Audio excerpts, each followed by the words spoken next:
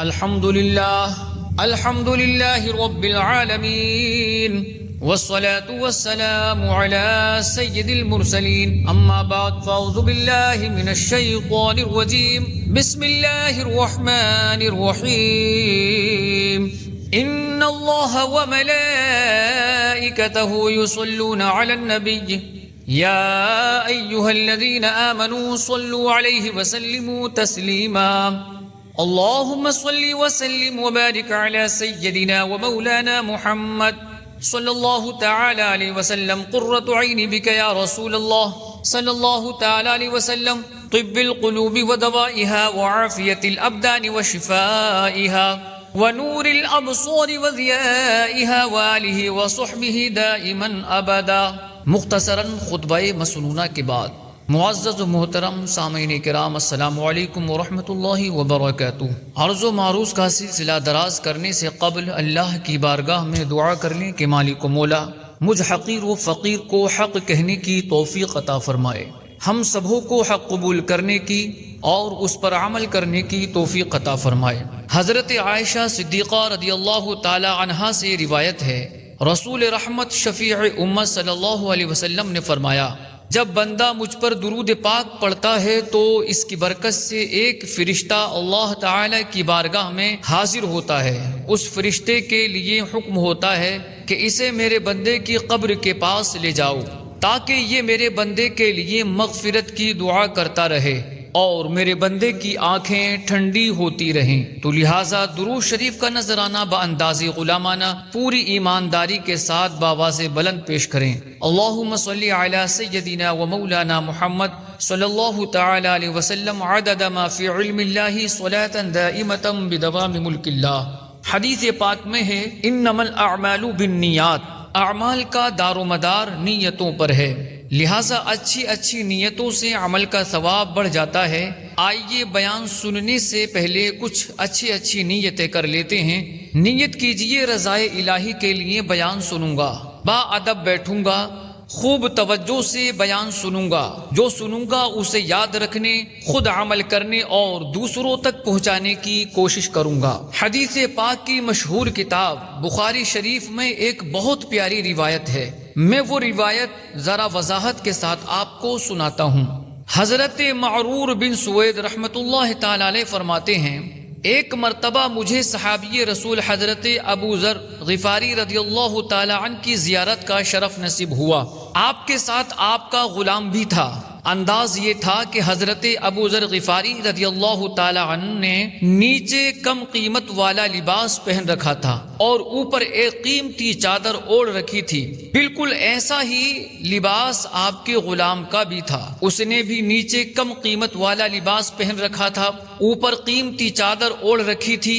یہ نرالا انداز دیکھ کر میں نے عرض کیا، اے ابو ذر رضی اللہ تعالی عنہ، یہ بھی تو ہو سکتا تھا کہ آپ دونوں قیمتی چادروں سے اپنا بہترین لباس سلواتے اور کم قیمت والا جو لباس ہے وہ غلام کو پہنا دیتے، یوں آپ کا بہترین لباس بھی بن جاتا اور آقا اور غلام کے درمیان فرق بھی رہ جاتا. یہ سوال سن کر حضرت ابو ذر غفاری رضی اللہ تعالی عنہ نے اپنے ماضی کی ایک یاد سنائی، یعنی وہ زمانہ جب حضرت ابو ذر غفاری رضی اللہ تعالی عنہ ابھی نبیوں کے سلطان رسول ذیشان صلی اللہ علیہ وسلم کے زیر تربیت تھے. آپ صلی اللہ علیہ وسلم سے ادب و اخلاق سیکھا کرتے تھے. آپ نے ان دنوں کی بات بتائی، فرمایا کہ ایک شخص تھا، ایک مرتبہ میری اس کے ساتھ کچھ بحث ہو گئی تو میں نے اسے کہہ دیا، اے کالی ماں کے بیٹے، یعنی اس کی ماں تھی ہی کالے رنگ کی، تو میں نے اسے یہ طعنہ دے دیا. یہ بات جب پیارے نبی رسول ہاشمی صلی اللہ علیہ وسلم کو معلوم ہوئی تو آپ صلی اللہ علیہ وسلم نے ارشاد فرمایا، یا ابا ذر انک امرؤ فیک جاہلیہ، یعنی اے ابو ذر تمہارے اندر ابھی زمانے جاہلیت والا اثر باقی ہے. مزید فرمایا، یہ جو تمہارے خادم یعنی غلام ہیں یہ تمہارے بھائی ہیں، اللہ تعالیٰ نے انہیں تمہارے ماتحت کر دیا ہے. بس جس کا کوئی بھائی اس کے ماتحت ہو اسے چاہیے کہ جو خود کھاتا ہے وہی ماتحت کو کھلائے، جو خود پہنتا ہے وہی ماتحت کو پہنائے. چونکہ یہ میرے محبوب صلی اللہ علیہ وسلم کی تعلیم ہے، اس لیے میں نے اپنے غلام کو وہی لباس پہنایا ہے جو خود پہن رکھا ہے.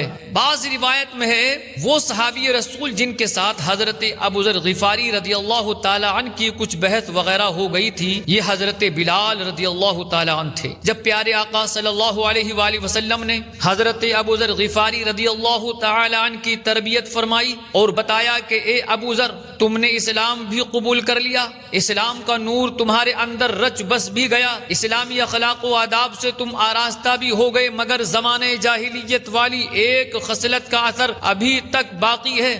تو آپ فوراً حضرت بلال رضی اللہ تعالی عنہ کے پاس چلے گئے، اپنا چہرہ زمین پر رکھ دیا اور کہا اے بلال، جب تک آپ اپنا پاؤں میرے منہ پر نہیں رکھیں گے میں زمین سے چہرہ نہیں اٹھاؤں گا۔ اللہ اللہ، فرمان مصطفیٰ صلی اللہ علیہ وآلہ وسلم پر عمل کا شوق دیکھیے۔ وہ ایک کمی جو محبوب ذیشان صلی اللہ علیہ وسلم نے بتائی، اس کمی کو دور کرنے کا جذبہ دیکھیے، کس حد تک عاجزی اختیار فرما رہے ہیں۔ ادھر حضرت بلال رضی اللہ تعالی عنہ بھی صحابی رسول ہیں، آپ یہ بات کیسے گوارا کر سکتے تھے؟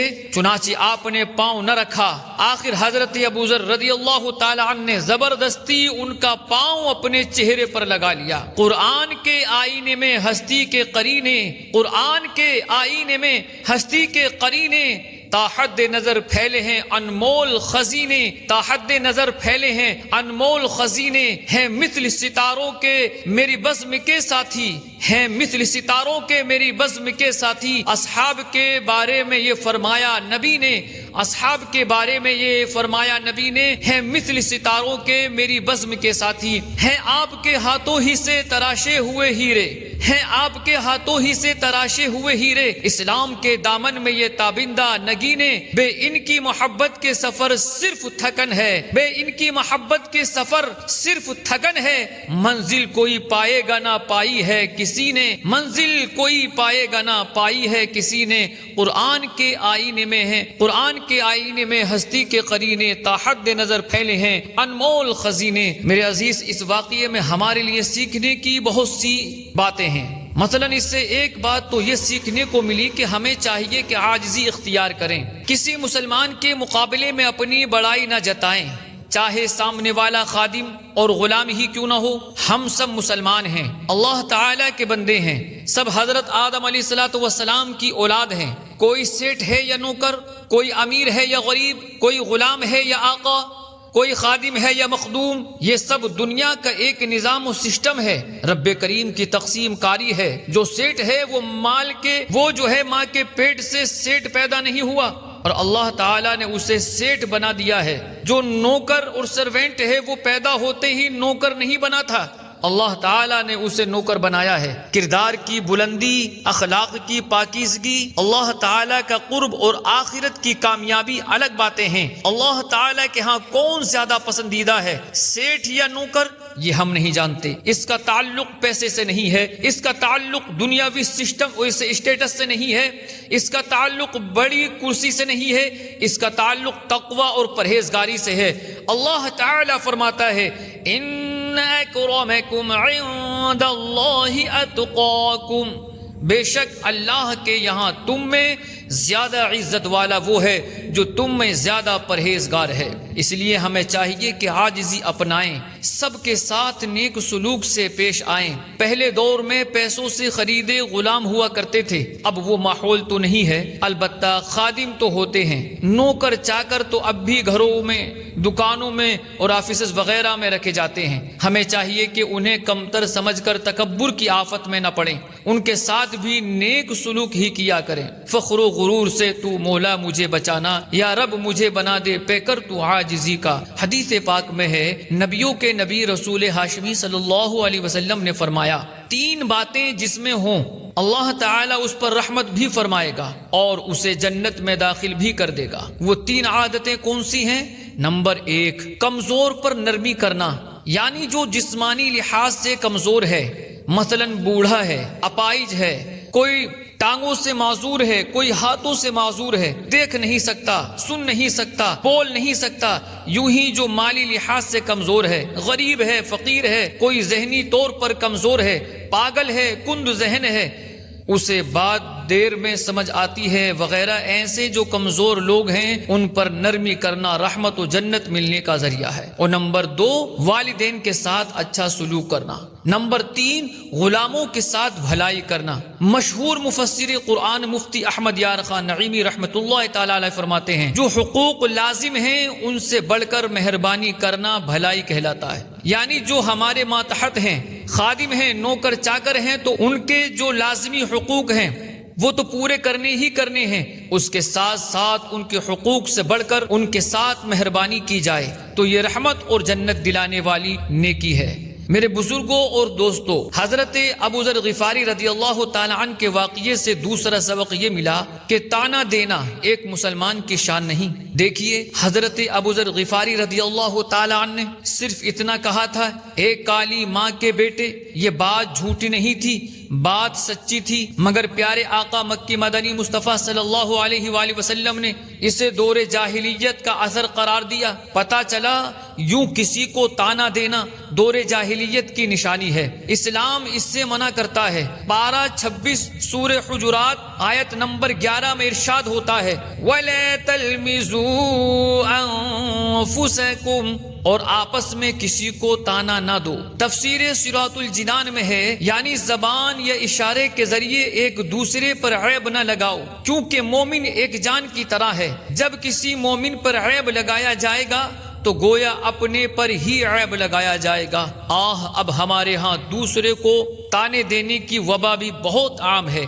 کوئی سنتیں اپنائے، اپنا اٹھنا بیٹھنا چلنا پھرنا کھانا پینا پہننا وغیرہ سنت کے مطابق کر لے تو اس پر طعنوں کے تیر برسائے جاتے ہیں۔ غریب کو غربت کا طعنہ دیا جاتا ہے، کبھی کسی کی ذات کو کمتر سمجھ کر اس کی ذات کا طعنہ دیا جاتا ہے، حالانکہ کوئی ذات ذلیل یا کمتر نہیں۔ عزت کا معیار تقوی ہے۔ کوئی مزدوری کرتا ہے تو اسے مزدوری کا طعنہ، کوئی ٹھیلا لگاتا ہے تو اسے ٹھیلا لگانے کا طعنہ۔ جس کے ہاں صرف بیٹیاں ہی بیٹیاں ہوں، بیٹا نہ ہو، حالانکہ بیٹی اللہ تعالی کی رحمت ہے، اس کے باوجود اسے طعنے دیے جاتے ہیں۔ رشتوں کا لین دین ہو یا خدا نہ خواستہ طلاق وغیرہ کا معاملہ ہو جائے تب تو شیطان خوب کھل کر کھیلتا اور خوب طعن و تشنیع کی آفت میں مبتلا کرتا ہے۔ کاش ہم اللہ اور رسول کی تعلیمات کو سچے دل سے عملی طور پر اپنا لیں۔ حضرت عبداللہ بن مسعود رضی اللہ تعالی عنہ سے روایت ہے، رسول اکرم نور مجسم صلی اللہ علیہ وسلم نے فرمایا، مومن نہ طعنہ دینے والا ہوتا ہے، نہ لعنت کرنے والا، نہ فحش یعنی بےہودہ بکنے والا ہوتا ہے۔ مشہور مفسر قرآن مفتی احمد یار خان نعیمی رحمۃ اللہ تعالی علیہ فرماتے ہیں یہ عیوب یعنی طعنے دینا، لعنت کرنا، فحش بکنا یہ سچے مسلمان میں نہیں ہوتے۔ اپنے عیب نہ دیکھنا، دوسرے مسلمانوں کے عیب ڈھونڈنا، ہر ایک کو لعن و طعن کرنا اسلامی شان کے خلاف ہے۔ بعض لوگ جانوروں کو، ہوا کو گالیاں دیتے ہیں، بعض لوگ گالی پہلے دیتے ہیں بات بعد میں کرتے ہیں۔ یہ سب اس حدیث پاک سے عبرت پکڑیں۔ تجھ کو گر رتبہ عالی کی طلب ہے بھائی، تجھ کو گر رتبہ عالی کی طلب ہے بھائی، غور سے سن تجھے ہستی کو مٹانا ہوگا۔ تجھ کو گر رتبہ عالی کی طلب ہے بھائی، غور سے سن تجھے ہستی کو مٹانا ہوگا۔ بھائیوں چاہیے گر رب محمد کی رضا، بھائیوں چاہیے گر رب محمد کی رضا، خود کو محبوب کی سنت پہ چلانا ہوگا، خود کو محبوب کی سنت پہ چلانا ہوگا۔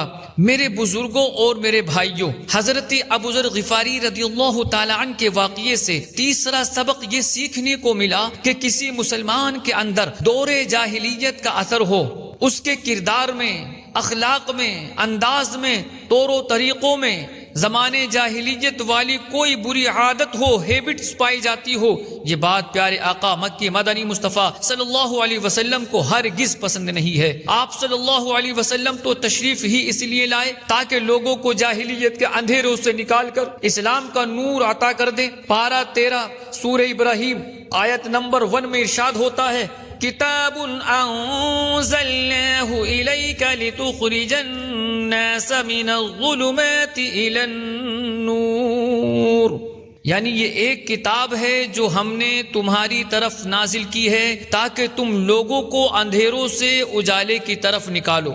یعنی اے محبوب صلی اللہ علیہ وآلہ وسلم، دنیا اندھیرے میں ڈوبی ہوئی ہے، ہم نے قرآن کریم کا نور آپ پر نازل فرمایا آپ لوگوں کو قرآن کریم سنا کر، قرآن کریم پڑھا کر، قرآن کریم کی نورانی تعلیمات کو عام فرما کر لوگوں کو اندھیروں سے نور کی طرف نکال لائیے۔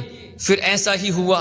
اللہ تعالیٰ کے آخری رسول، رسول مقبول صلی اللہ علیہ وسلم نے لوگوں کو قرآن سنایا، قرآن کریم کے معانی بیان فرمائے، قرآن کریم کے راز ان کے سینوں میں اتارے، اور وہی لوگ جو اپنے سے کم تر چیزوں کو اپنا خدا بنائے بیٹھے تھے، انہیں ایک اللہ وحدہ لا شریک کے سامنے سجدہ ریز کر دیا۔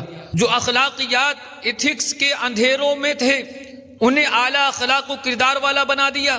جو بیٹیوں کو زندہ دفن کرتے تھے، انہیں بیٹیوں کا محافظ بنا دیا۔ وہ جو بے حیائی کے گہرے گڑھے میں گرے ہوئے تھے، انہیں با حیا بنا دیا۔ یہی قرآن کریم ہے جس کے ذریعے جہالت کے اندھیرے چھٹ گئے، یہی قرآن کریم ہے جس کے ذریعے کفر و شرک کے اندھیرے دور ہو گئے، یہی قرآن کریم ہے جس کے ذریعے سے اخلاق و کردار میں نور آ گیا، یہی وہ قرآن کریم ہے جس کے ذریعے فقط نام کا انسان حقیقی انسان بن گیا، یہی وہ قرآن کریم ہے جس کی تعلیمات کو عام کر کے سرکار عالی وقار مکی مدنی تاجدار صلی اللہ علیہ وسلم نے دنیا بھر میں نور ہی نور پھیلا دیا۔ کسی شاعر نے کیا خوب کہا، وہ دانۂ سبل ختم رسول مولائے کل جس نے، وہ دانۂ سبل ختم رسول مولائے کل جس نے، غبار راہ کو بخشا فروغ وادی سینہ، غبار راہ کو بخشا فروغ وادی سینہ۔ میرے عزیزوں، میرے بھائیوں، معلوم ہوا پیارے آقا مکہ مدنی مصطفیٰ صلی اللہ علیہ وسلم دنیا میں تشریف ہی اس لیے لائے تاکہ لوگوں کو جاہلیت کے اندھیروں سے نکال کر اسلام کے نور میں لے آئیں۔ اس لیے کسی مسلمان کے اندر دور جاہلیت کی کوئی ایک بھی عادت موجود ہو، دور جاہلیت کی ہلکی جھلک بھی کسی کے کردار میں دکھائی دے، پیارے آقا صلی اللہ علیہ وسلم کو یہ بات ہرگز پسند نہیں۔ ابن ماجہ شریف میں روایت ہے، حضرت عمران بن حسین رضی اللہ تعالی عنہ فرماتے ہیں، ایک مرتبہ ہم پیارے آقا مکہ مدنی مصطفیٰ صلی اللہ علیہ وسلم کے ساتھ جنازہ پڑھنے کے لیے جا رہے تھے۔ اب معاملہ یہ ہوا کہ کچھ لوگوں نے اپنی چادریں راستے میں پھینک دی۔ رسول خدا احمد مجتبی صلی اللہ علیہ وسلم نے جب یہ دیکھا تو فرمایا، اب صنع الجاہلیت تشبہون، کیا تم جاہلیت والے کام سے مشابہت اختیار کر رہے ہو؟ لقد ہممت ان ادعو علیکم دعوة ترجعون فی غیر صورکم، یعنی دل یہ چاہتا ہے کہ تمہارے خلاف دعا کروں جس سے تمہارے چہرے بگڑ جائیں۔ پیارے آقا رسول خدا صلی اللہ علیہ وآلہ وسلم کا یہ جلال دیکھ کر صحابہ کرام رضی اللہ تعالی عنہم نے فوراً چادریں اٹھا لی، پھر کبھی ایسا نہ کیا۔ اللہ اللہ، میرے عزیز، اس روایت پر غور فرمائیے، یہ ایک دور جاہلیت کا انداز تھا کہ اسلام سے پہلے جب لوگ مردے کو دفنانے جاتے تو غم کا اظہار کرنے کے لیے راستے میں چادریں پھینک دیتے، واپسی پر اٹھا لیتے تھے۔ وہ صحابہ کرام رضی اللہ تعالی عنہم جن تک اسلام کی مکمل تعلیمات ابھی نہیں پہنچی تھیں، انہوں نے جب ایسا کیا تو آپ صلی اللہ علیہ وسلم نے کیسا جلال فرمایا۔ رحمت دو جہاں صلی اللہ علیہ وسلم کے ان جملوں پر بار بار غور فرمائیے، فرمایا، ابی صنع الجاہلیت تشبہون، کیا تم جاہلیت والے کام سے مشابہت اختیار کر رہے ہو؟ لقد ہممت ان ادعو علیکم دعوة ترجعون فی غیر صورکم، یعنی دل چاہتا ہے کہ تمہارے خلاف دعا کروں جس سے تمہارے چہرے بگڑ جائیں۔ اس سے پتہ چلتا ہے کہ آپ صلی اللہ علیہ وسلم دور جاہلیت والے کاموں سے سخت نفرت فرمایا کرتے تھے۔ اس لیے ہم پر لازم ہے کہ ہم ایسے تمام کاموں سے دور ہی رہیں۔ حضرت عبداللہ بن عباس رضی اللہ تعالی عنہ سے روایت ہے، نبیوں کے سلطان رسول ذیشان صلی اللہ علیہ وسلم نے فرمایا، اللہ تعالی کی بارگاہ میں 3 شخص انتہائی ناپسندیدہ ہیں۔ نمبر 1، حرم پاک میں بے دینی کرنے یعنی گناہ کرنے یا گناہ پھیلانے والا۔ نمبر 2، اسلام میں دور جاہلیت کے طریقے تلاش کرنے والا، یعنی وہ بندہ جس نے کلمہ بھی پڑھ لیا، مسلمان بھی ہو گیا، پھر بھی دور جاہلیت کی برائیوں اور بری رسموں کو پسند کرتا ہے، وہ اللہ تعالیٰ کے ہاں انتہائی ناپسندیدہ ہے۔ اور تیسرا شخص مسلمانوں کے خون کا پیاسا۔ اللہ پاک قرآن کریم میں فرماتا ہے، یا ایھا الذین آمنوا ادخلوا فی السلم کافہ، اے ایمان والو اسلام میں پورے داخل ہو جاؤ، یعنی اے ایمان والو اسلام کا رنگ پوری طرح اپنے اوپر چڑھا لو، عقیدے بھی اسلامی رکھو، اعمال بھی اسلامی اپناؤ، صورت بھی اسلامی بناؤ، سیرت بھی مسلمانوں والی رکھو، تمہارے نام بھی اسلامی ہوں، کام بھی اسلامی ہوں، تمہاری زندگی بھی اسلامی ہو، موت بھی اسلامی ہو، شادی خوشی بھی اسلامی ہو، رنج و غم کا انداز بھی اسلامی ہو، رسم و رواج بھی اسلامی ہو، طور و طریقے بھی اسلامی ہوں، غرضے کہ اپنا مرنا جینا اسلامی بنا لو۔ مشہور مفسر قرآن مفتی احمد یار خان نعیمی رحمت اللہ تعالی علیہ کے فرمان کا خلاصہ ہے، جو مکان کے اندر داخل ہو جائے وہ گرمی، سردی، بارش، چوری وغیرہ سے محفوظ ہو جاتا ہے۔ اسی طرح اسلام بھی گویا ایک عمارت ہے، جو مسلمان اس میں یوں داخل ہو گئے کہ دل میں اسلامی عقیدے سما گئے، دماغ پر عشق رسول نے پہرا جما لیا اور اعضاء میں اسلامی احکام نافذ ہو گئے، تو وہ شیطان کی چوری سے بھی بچ گئے اور دوزخ کی گرمی سردی سے بھی محفوظ ہو گئے۔ اللہ پاک ہمیں توفیق بخشے، ہم یوں ہی اسلام میں پورے داخل ہو جائیں، آمین بجاہ خاتم النبیین صلی اللہ تعالی علیہ وسلم۔ میرے عزیز، ابھی چند دن کے بعد 15 اگست آنے والی ہے۔ ہمارے ملک عزیز ہندوستان میں 15 اگست کو یوم جشن آزادی منایا جاتا ہے۔ اس میں یہ بات یاد رکھنا چاہیے کہ آزادی ہمیں تحفے میں نہیں دی گئی، یہ کم و بیش 100 سالہ محنتوں کا نتیجہ ہے۔ عظیم عاشق رسول علامہ فضل حق خیر آبادی رحمۃ اللہ تعالی علیہ سے تحریک آزادی کا آغاز ہوا تھا۔ 1857 میں اسی آزادی کی تحریک میں تقریباً 22,000 علماء اکرام شہید ہوئے۔ ہزار ظلم و ستم کے باوجود علماء اکرام نے دن رات محنت کی۔ سید محمد محدث کچھوچوی، مولانا مصطفیٰ رضا خان مفتی، نعیم الدین مراد آبادی، پیر جماعت علی شاہ، مولانا احمد قادری، مولانا عبد الماجد بدایونی، عبد العلیم میرٹھی، سید احمد سعید کاظمی، مفتی احمد یار خان نعیمی اور ان کے علاوہ ہزاروں علماء کرام نے دن رات کوششیں فرمائیں، تب جا کر کے 15 اگست کو آزادی نصیب ہوئی۔ لہٰذا اس جشن آزادی میں خرافاتوں سے بچیں، غیر شرعی ڈراموں سے اور غیر شرعی باتوں سے بچیں۔ ایک یہ بھی سوچ ہمارے ہاں بنتی چلی جا رہی ہے، نہ جانے کہاں سے یہ سوچ معاشرے میں آ گئی اور پھیلتی جا رہی ہے۔ جب اسلام کی بات کی جاتی ہے، قرآن و سنت کی بات کی جاتی ہے، اسلامی اخلاق اور طور و طریقے کی بات کی جاتی ہے، تو لوگ کہتے ہیں مولانا کیا پرانی باتیں کر رہے ہو، یہ دقیانوسیت یعنی بہت پرانی سوچ کو ختم کرو، اب نیا دور ہے، دنیا ترقی کر گئی ہے۔ لا حول ولا قوت الا باللہ۔ کیا معاذ اللہ ایک مسلمان کو یہ زیب دیتا ہے کہ اسلامی تعلیمات کو پرانی باتیں کہے، اسلامی طور و طریقوں کو دقیانوسیت یعنی بہت پرانی سوچ کا نام دے؟ ہرگز زیب نہیں دیتا۔ اور ویسے بھی دیکھا جائے تو اسلام پرانی باتیں نہیں کرتا، اسلام تو دنیا کا سب سے نیا اور لیٹسٹ دین ہے۔ جی ہاں، پچھلے جتنے دین تھے سب منسوخ ہو چکے، اسلام آخری دین ہے، اس کے بعد نہ کوئی نیا دین آیا ہے نہ قیامت تک آئے گا۔ اسلامی شریعت آخری شریعت ہے، اس کے بعد نہ کوئی شریعت آئی ہے نہ قیامت تک آئے گی۔ اسلامی تعلیمات آخری آسمانی تعلیمات ہیں، اس کے بعد نہ کوئی آسمانی تعلیم آئی ہے نہ قیامت تک آئے گی۔ قرآن کریم آخری وحی ہے، اس کے بعد نہ کوئی وحی آئی ہے نہ قیامت تک آئے گی۔ لہٰذا اسلام جدید ترین دین ہے۔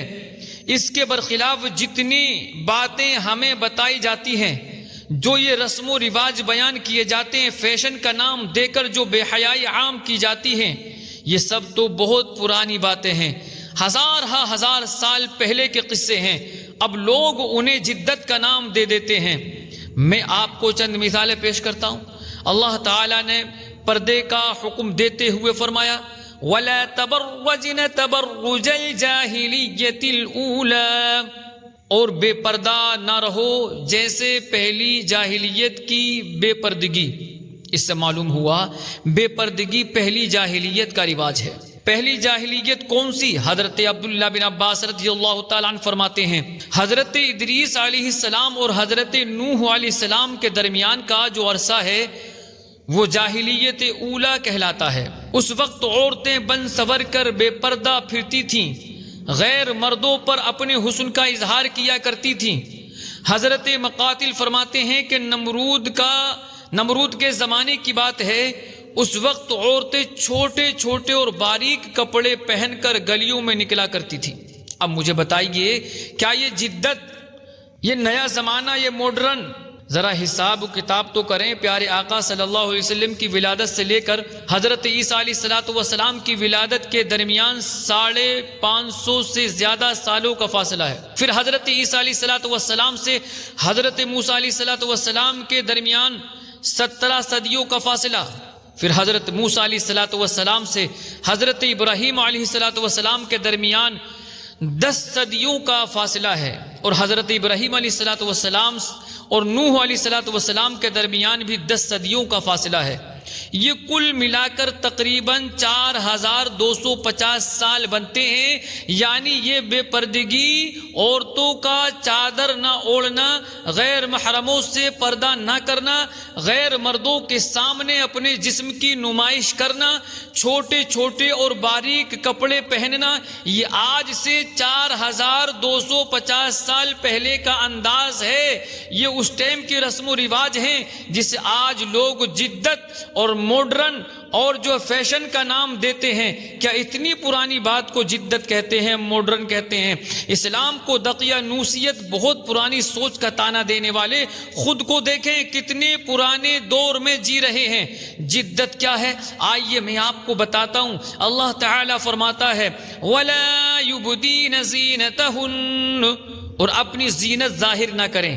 یہ ہے جدت۔ عورت سے متعلق سب سے جدید ترین تعلیم یہ آج سے 42 صدیوں پہلے کی نہیں بلکہ کم و بیش 14 صدیوں پہلے کی تعلیم ہے۔ اب بتائیے اسلامی پردہ جدید ہے یا بے پردگی جدید ہے؟ الحمدللہ اسلامی پردہ، اس میں جدت بھی ہے، اس میں حیا بھی ہے، اس میں ایمان بھی ہے، اس میں دین بھی ہے، اس میں معاشرے کی حفاظت بھی ہے، اور بے پردگی تو نری بے حیائی ہے، جہنم کا عذاب ہے۔ تفسیر نور الانفار میں ہے پردہ جنت کی نعمتوں میں سے ایک نعمت ہے۔ رب فرماتا ہے حور مقصورات فی الخیام، خیموں میں پردہ نشین حوریں ہیں، یعنی جنت میں سارے ہی پرہیزگار ہوں گے، مگر پردہ وہاں بھی ہوگا۔ بے پردگی دوزخ کا عذاب ہے کہ وہاں عورتیں اور مرد ایک دوسرے کے سامنے بغیر کسی لباس کے ہوں گے۔ اللہ تعالی ہمیں توفیق بخشے، ہم پورے کے پورے اسلام میں داخل ہو جائیں۔ یہ فیشن پرستی والی جدت اصل میں جدت نہیں، پرانی باتیں ہیں۔ اسی طرح میوزک بھی بہت پرانی بات ہے، دور جاہلیت کی نشانی ہے۔ مسلمانوں کے چوتھے خلیفہ حضرت علی المرتضیٰ شیر خدا رضی اللہ تعالی عنہ فرماتے ہیں سب سے پہلے شیطان نے گانا گایا تھا۔ روایات میں ہے کہ اللہ تعالیٰ کے نبی حضرت داؤد علیہ السلام کو رب رحمان نے بہت ہی پیاری آواز عطا فرمائی تھی۔ آپ جب زبور شریف کی تلاوت فرماتے تھے تو اڑتے ہوئے پرندے رک جایا کرتے تھے، لوگ آپ کی طرف مائل ہو جاتے تھے۔ شیطان خبیث نے لوگوں کو آپ کے پاس حاضری سے روکنے کے لیے بانسری بنائی تھی۔ اب بتائیے کیا یہ گانا بجانا، میوزک وغیرہ جدت ہے؟ اب سے کم و بیش تقریباً 3000 سال پرانا قصہ ہے، آج لوگ اسے جدت کہتے ہیں۔ موبائل میں گانے چلائے ہوئے ہیں، کانوں میں ہینڈ فری لگا رکھے ہیں اور مٹکتے ہوئے چلے جا رہے ہیں، موٹر سائیکل چلاتے ہوئے گانے سن رہے ہوتے ہیں، بس میں بیٹھے ہوئے گانے سن رہے ہوتے ہیں، جہاز میں پرواز کرتے ہوئے گانے سن رہے ہوتے ہیں۔ اس سبب سے کئی دفعہ حادثات بھی ہو جاتے ہیں۔ یہ نادان کسی گاڑی وغیرہ سے ٹکرا کر موت کے گھاٹ بھی اتر جاتے ہیں، اور اگر کوئی درد دل رکھنے والا مسلمان انہیں سمجھا دے، نیکی کی دعوت پیش کر دے، کہہ دے کہ بھائی گانے مت سنا کرو، یہ گناہ کا کام ہے، آگے سے فوری جواب دیتے ہیں رہنے دو مولوی صاحب، آپ کو کیا پتا دنیا کہاں کی کہاں پہنچ چکی ہے، یہ نیا دور ہے، پرانی باتیں مت کرو۔ لا حول ولا قوت الا باللہ۔ ایسے نادانوں کو کوئی سمجھائے بھی تو کیا سمجھائے میرے بھائی، پرانی بات تو آپ کر رہے ہیں، کہاں کم و بیش 3000 پرانی بات، اور بات بھی وہ جو شیطان نے ایجاد کی تھی، اور کہاں 1450 سال پہلے روشنی بانٹنے والے اسلام کی تعلیم جدید کیا ہے؟ اسلام یا جاہلیت کی باتیں؟ اور ویسے بھی گانے سننا کون سا کوئی سمجھداری کی بات ہے؟ محض وقت کو ویسٹ کرنا، وقت کو، ٹائم کو ضائع کرنا ہوتا ہے، ملتا کچھ نہیں ہے۔ پھر اس کے ساتھ ساتھ آخرت کا عذاب جدا ہے۔ گانے باجے وغیرہ فضولیات میں پڑھنے والوں سے متعلق اللہ تعالیٰ فرماتا ہے اولئک لہم عذاب مہین، ان کے لیے ذلت کا عذاب ہے۔ حدیث پاک میں ہے جو گانے والی کے پاس بیٹھے کان لگا کر دھیان سے گانا سنے تو اللہ تعالی قیامت والے دن اس کے کانوں میں سیسا انڈیلے گا۔ اسی طرح میرے عزیز اور بہت ساری باتیں ہیں، بہت سارے طور و طریقے ہیں جو آج لوگ اپناتے ہیں۔ منع کیا جائے تو کہتے ہیں بھائی نیا دور ہے، فیشن ہے، فیشن کا دور ہے، ہم جدت پسند ہیں، ہمیں پرانی باتیں نہ بتاؤ۔ حالانکہ وہ باتیں، وہ طور طریقے نئے نہیں ہیں، پرانے ہیں۔ مثال کے طور پر کھڑے ہو کر پیشاب کرنا دور جاہلیت میں عام تھا، اب لوگ جدت کے نام پر ایسا کرتے ہیں۔ زمانے جاہلیت میں شراب عام تھی، یہ بیماری اب ہماری سوسائٹی میں بھی عام ہوتی جا رہی ہے۔ زمانے جاہلیت میں بدکاری عام تھی، ہمارے سماج میں بھی اس کے رجحانات بڑھ رہے ہیں۔ بے حیائی زمانے جاہلیت کا بہت بڑا عیب تھا، اب یہ عیب ہماری سوسائٹی اور معاشرے میں پوری قوت کے ساتھ پھیل چکا ہے۔ گالی گلوچ دور جاہلیت کا اندھیرا ہے، ہماری سوسائٹی میں بھی اب عام ہے۔ والدین کو ستانا دور جاہلیت کا اندھیرا ہے، ہماری سوسائٹی اور معاشرے میں بھی اولڈ ہاؤس کا رواج بڑھ رہا ہے۔ قطع تعلقی یعنی رشتے توڑنا، بلکہ رشتے داروں سے لڑنا بھیڑنا، حسد بغض کی بنا پر ان سے لڑائیاں کرنا دور جاہلیت کا اندھیرا ہے۔ آج کون سا گھر ہے جہاں لڑائیاں نہیں ہیں؟ بھائی بھائی کا دشمن ہے، کسی کی چچا سے نہیں بنتی، کوئی تایا جان سے ناراض ہے، کسی کو پھوپھی سے نفرت ہے، کوئی خالہ سے بیزار ہے۔ طاقتور کا کمزوروں پر زور چلانا، ڈرانا دھمکانا، کمزوروں کا حق کھا جانا دور جاہلیت کا اندھیرا ہے۔ ہمارے معاشرے میں کس حد تک چھایا ہوا ہے سب کو اندازہ ہوگا۔ گانے باجے میوزک وغیرہ جاہلیت کے اندھیرے ہیں۔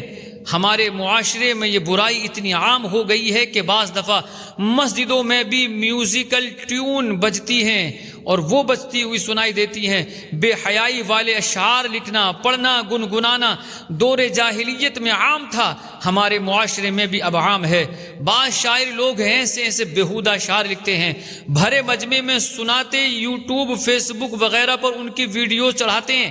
ایسے بے حیائی والے اشعار کوئی با حیا سنے تو کانوں کو ہاتھ لگائے، یہ بھی جاہلیت کا اندھیرا ہے۔ سیٹیاں بجانا، تالیاں بجانا دور جاہلیت کا رواج ہے۔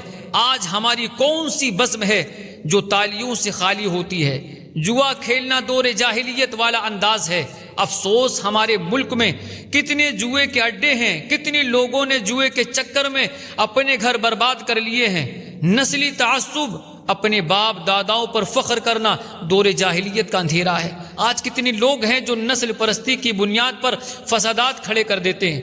سود دور جاہلیت کی لعنت ہے، آج ہماری سوسائٹی میں بھی رائج ہے بلکہ بڑھتی جا رہی ہے۔ جادو ٹونے کرنا دور جاہلیت کی برائی ہے، آج گھر گھر میں جادو ٹونے کے مسئلے موجود ہیں۔ غرض کہ وہ کون سی برائی ہے جو زمانے جاہلیت میں ہوتی تھی اور اب ہمارے معاشرے سوسائٹی میں نہیں ہو رہی ہے، بلکہ ہمارے ہاں تو ان جاہلانہ رسموں کو ترقی کا نام دیا جاتا ہے۔ نادان اور ناسمجھ سود کو پروفٹ کہہ کر حلال سمجھ لیتے ہیں، سودی لین دین کو معیشت کی بہتری کا ذریعہ سمجھے بیٹھے ہیں۔ شراب پینا فیشن بنتا جا رہا ہے، بے حیائی کو جدت کا نام دیا جا رہا ہے۔ میرے عزیز، یہ جدت نہیں ہے، یہ تو اسلام کے آنے سے پہلے کی برائیاں ہیں، دور جاہلیت کی بری باتیں ہیں جنہیں اسلام نے ختم کیا ہے۔ لہٰذا اس یوم جشن آزادی پر ان تمام خرافاتوں سے بچیں۔ اللہ کی بارگاہ میں دعا ہے مالک مولا ہم تمام کو کہنے سے زیادہ عمل کی توفیق عطا فرمائے، کہنے سننے میں جو غلطیاں ہو چکی ہوں ان تمام کو رب غفار اپنے کرم سے اپنے محبوب کے صدقے سے معاف فرمائے۔ وآخر دعوانا الحمد للہ رب العالمین۔ السلام علیکم ورحمۃ اللہ تعالی وبرکاتہ۔